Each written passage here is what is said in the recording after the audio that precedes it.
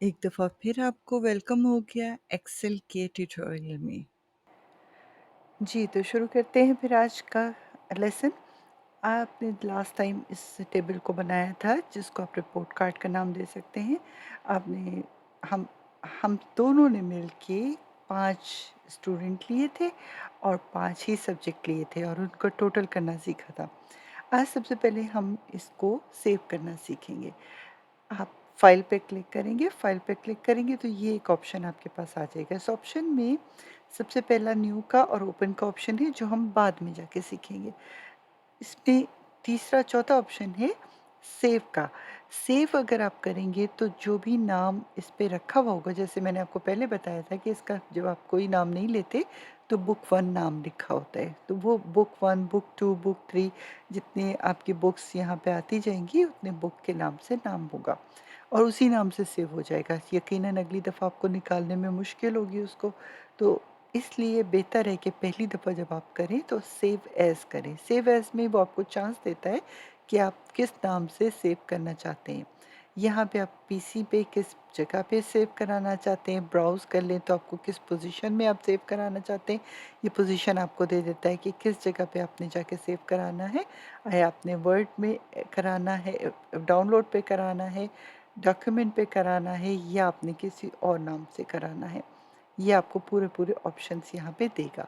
लेकिन अगर आप इसको हम कह लेते हैं कि जी हमारे डॉक्यूमेंट में सेव कर दें, उसके बाद जिस नाम से आपने सेव करना है वो नाम यहाँ लिखें। चलिए हम लिख लेते हैं रिज़ल्ट शीट का नाम। रिज़ल्ट शीट का नाम हमने लिखा। यहाँ पे सेव टाइप के लिए उसने आपको पहले से दिया होता है एक्सेल वर्कबुक। फ़िलहाल आप इसको एक्सेल वर्कबुक के तौर पे ही रखिए, बाकी बातें हम थोड़ी दिन के बाद सीखेंगे।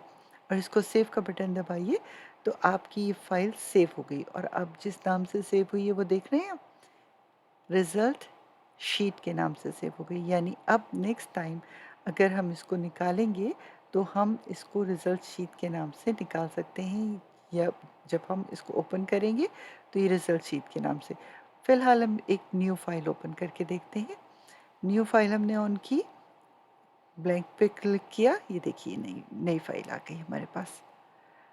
ठीक है, अब इस नई फाइल में ही हम ओपन करते हैं, किस नाम से, जो हमने अभी लिखा था रिज़ल्ट शीट का नाम। हम रिज़ल्ट शीट के नाम से ओपन करेंगे, ये देखिए यही फाइल आपकी ओपन हो गई। अगर वो फाइल क्लोज भी हो जाती है, आपका कंप्यूटर बंद भी हो जाता है, तो आपका पिछला काम जो है वो अवेलेबल होता है।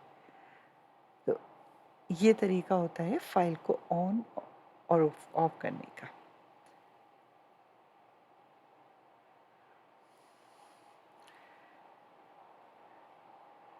इसके साथ ही इस वाली बात को ख़त्म करते हैं।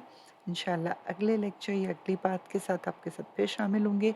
छोटी-छोटी बातें बताऊँगी, छोटी-छोटी बातें, ताकि आप रोज़ प्रैक्टिस कर सकें और अब तकरीबन हर दूसरे दिन आपको एक ना एक इसका नया ट्यूटोरियल मिलेगा।